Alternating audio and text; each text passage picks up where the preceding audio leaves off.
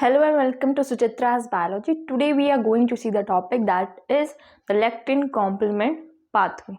We have already discussed about the classical complement pathway.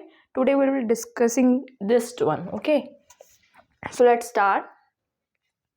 Lectin complement pathway. It does not need antibody. Okay, it is antibody independent. That is, it does not require the antigen antibody complex to get activated. Only the classical complement pathway needs antigen antibody complex to get activated. Okay, lectin and alternate complement pathways are antibody independent. So suppose this is the antigen. So antigen like bacteria, it can be bacteria or any other microbe that has mannose in its cell surface. Suppose this is mannose, okay, sugar. Mannose is sugar, a carbohydrate. So antigenic cell surface or cell membrane has mannose facing outwards, okay. So what happens is, to this a protein will bind, that is MBL, mannose binding lectin.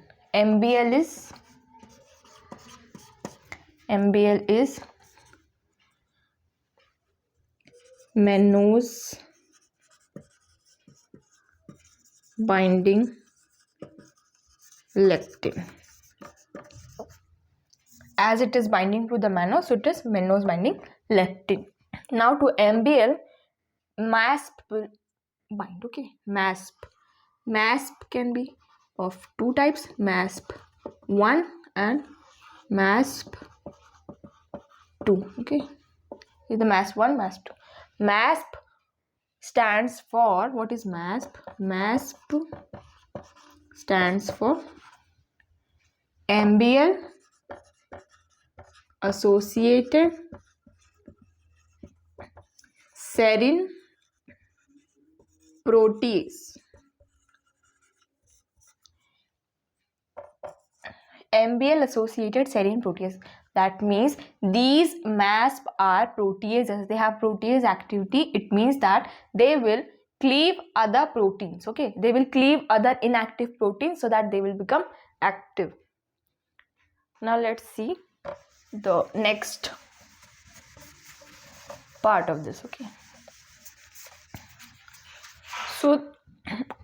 so I told that these two are proteases. So what it will do, they will cleave C2 and C4 into C2A, C2B, C4A and C4B. Okay.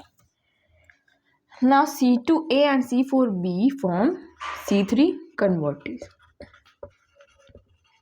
These two, only C2A and C4B will form C3 convertase. What it will do, it will convert C3 into C3A and C3B.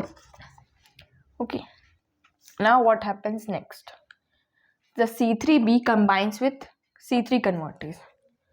C3 combines with C3 convertase, that is C2A and C4B, and forms C5 convertase. The C3 convertase C2A and C4B combines with the C3B fragment of C3, and it forms C5 convertase. Now C5 convertase will convert C5 into C5B and C5A. C5 is converted into C5B and C5A by C5 convertase. Now the C5B component, this one will bind to this. It binds to the antigenic cell, C5B. Now other complement proteins like C6, C7, C8, poly C9 also join here, okay. This is C6, C7, C8 and poly C9 means many C9 molecules, okay. Many C9 will bind. These form membrane attack complex. C5B, C6, C7, C8 and poly C9 form MAC. Just like in the classical complement pathway, they will form membrane attack complex that will create pores in the antigenic cells. These pores are created, and through these pores, water will exit the cell, ion disbalance will occur, and it causes cell lysis of the antigenic cell, okay, and the antigenic cell is killed. So these two lead to antigen cell killing.